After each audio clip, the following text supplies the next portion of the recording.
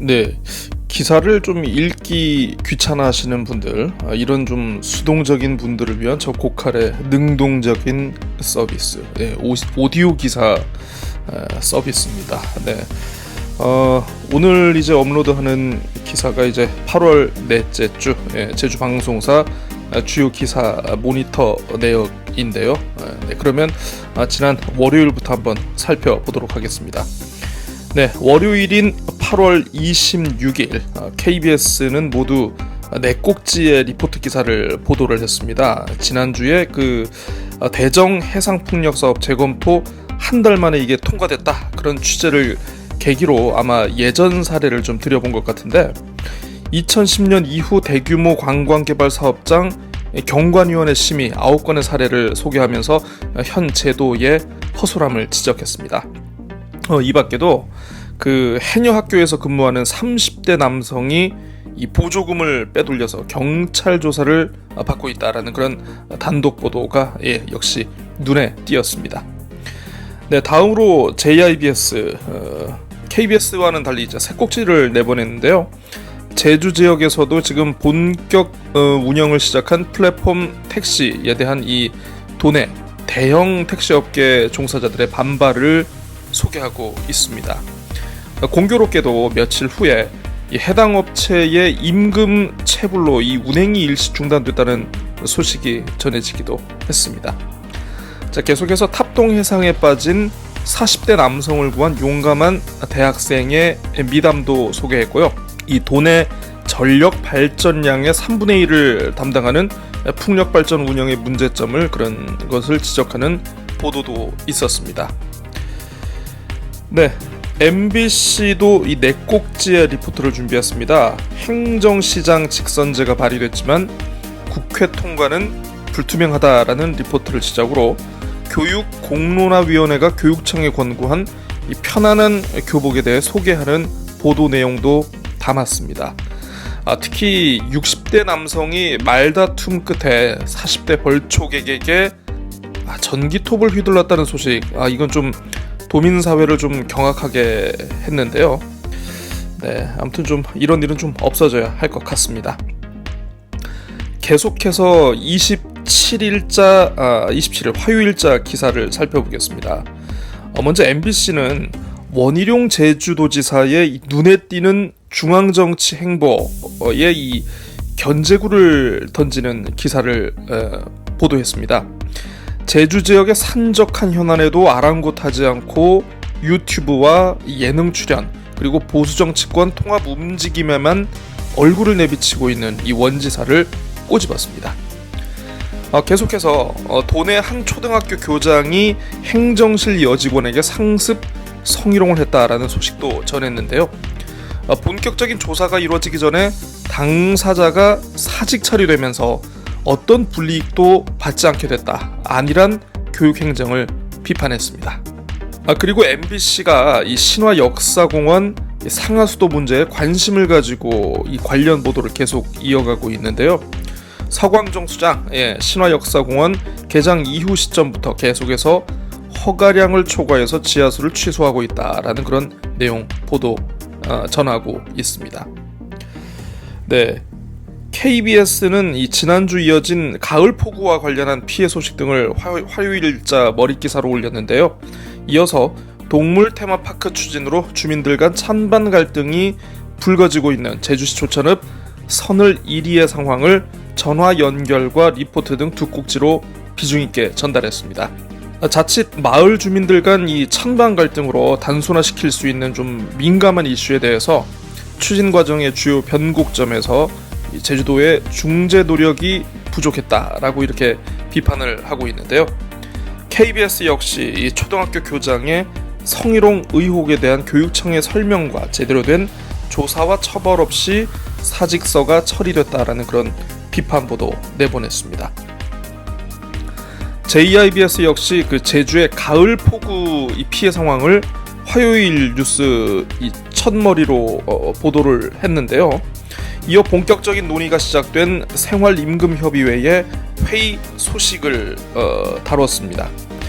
신재생에너지 관련 연속 보도를 통해서 에너지 저장 장치 ESS라고 하는데요. 이게 제대로 구축되지 못한 도내 사업장의 실태를 지적했습니다. 그리고 30대 취객이 제주시 연동에 있는 일본 영사관저 입구에서 이 난동을 부린 소식 이런 거 전하면서 감정적으로 치닫고 있는 한일 관계에 우려를 표하는 리포트도 눈에 띄었습니다. KBS하고 MBC는 이 난동 소식에 대해서는 뭐 단신도 없더라고요. 제가 보니까 눈에 띄는 점은 MBC와 KBS가 다룬 이 초등학교 교장 이 성희롱 의혹과 이 꼼수 사직 처리에 대해서 JIBS 역시 단신도 그 메인 뉴스에서는 확인할 수 없었다는 점, 참고하시면 좋겠습니다. 28일 수요일 보도는요, 세계 방송사 모두 각양각색이었습니다. 먼저 JIBS 이 문성혁 해수부 장관의 제주 방문과 넙치 산업 지원 약속을 톱뉴스로 올렸고요. 이어서 신재생에너지 관련 연속기획 보도를 전했습니다. 그리고 도로 위에 쓰러진 30대 여성이 연이어 2대 차량에 치여 숨졌다는 그런 안타까운 소식도 전했습니다. 자, MBC는 그 제주시 살아본 급경사지 정비공사 추진 과정에서 사유지 매입 가격이 공시지가의 최고 20배에 달하는 것으로 나타났다는 그런 보도로 뉴스의 첫머리를 장식했습니다. 이어 마을 회장을 해임하기로 결정한 전날 제주시 조천읍 선을 1위 총회의 효력을 두고 법적 공방이 예고되고 있다라는 그런 보도도 전했습니다. KBS는 이 자사에서 생중계된 그 목요일자 KBS는 자사에서 생중계된 제2공항 찬반 토론회 관련 리포트를 두 꼭지에 걸쳐서 내보냈는데요. 계속해서 30대 여성이 뺑소니 사고로 숨졌다는 소식과 MBC와 마찬가지로 이 바다거북 방류 소식, 현장 분위기를 전했습니다. 자, 계속해서 29일 목요일자 기사 살펴보겠습니다. KBS가 이 단독 보도로 머릿 기사를 올렸는데요. 제주관광대학교의 교수 임용 과정이 부적정하다라는 감사위원회 감사 결과를 토대로 확인을 해봤더니 당사자가 현직 총장의 아들이더라라는 그런 사실을 보도를 했고요. 지난 몇 달 동안 이루어진 이 자사의 여론조사 결과를 토대로 총선 230일 전 제주의 여론 추이를 분석하는 리포트를 내보냈습니다. 이어 조천읍 선을일이 동물테마파크 반대대책위원회의 개발사업 중단 호소 기자회견과 눈치 보기에만 급급한 그런 행정의 답답한 현실태를 또 한 번 지적하고 있습니다. JIBS는 이 동물 테마파크 사업 찬성 주민들의 목소리를 담아내면서 약간 문제를 바라보는 시선을 좀 KBS와는 조금 달리 했는데요. 이어 제주 동부 지역 지하수 오염 상황이 심상치 않다라는 제주연구원의 보도자료를 리포트로 만들어서 내보냈습니다. 그리고 제주도 의회가 마련한 정책 토론회, 종자위기 관련한 내용이었는데 조례 제정이 시급하다 이런 내용을 전했습니다. 자, MBC입니다. 그 내년 국비 확보 절충에서 트라우마 센터 건립 예산 15억 원이 삭감됐다는 소식을 톱기사로 다뤘습니다. 계속된 가을 장마로 비상이 걸린 농촌 상황을 전하고 있고요. 신화역사공원 상하수 사용 관련 이 연속기획보도 JDC의 상수허가 증량 요청 사실을 보도하면서 객실 증설 이전과 이후에 어떤 그 오락가락한 그 원단위 적용 문제를 꼬집었습니다. 마지막으로 금요일인 30일에는 모든 방송사가 이제 세 꼭지의 리포트를 준비를 했습니다. 물론 기상캐스터 분들이 출연하는 그 날씨 리포트는 제외하고요. 세 방송사 모두 제주 지역 플랫폼 택시 서비스인 타라의 이제 운행 중단 소식을 전했고요.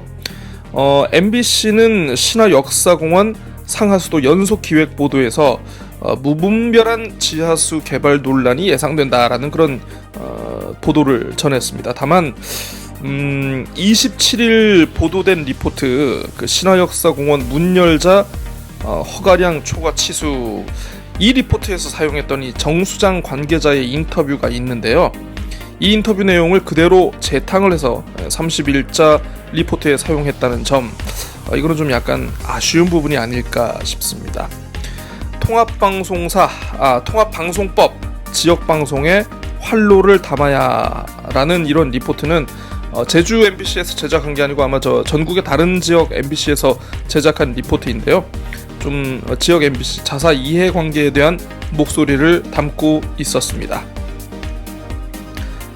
KBS는 제주국제공항의 대규모 시설 확충에도 불구하고 관제 능력이 보강되지 않아서 제자리 걸음이다라는 그런 점을 지적을 했는데요. 제주에서 처음 문을 연 일회용품이 없는 공간을 소개하는 보도도 제 눈길을 끌었습니다. JIBS는 지난주 낙뢰 후 발생한 수돗물 공급 일시 차질과 관련해서 대형 단수 사고 가능성을 경고하는 리포트를 보내서 좀 제 눈길을 끌었습니다. 이 밖에도 이륜차 사고 급증에 따라 늘어나고 있는 우도 지역 소비자 분쟁 사례도 함께 소개를 했습니다. 8월 넷째 주 제주 방송사 주요 기사 모니터 보고는 여기서 마무리하겠습니다. 감사합니다.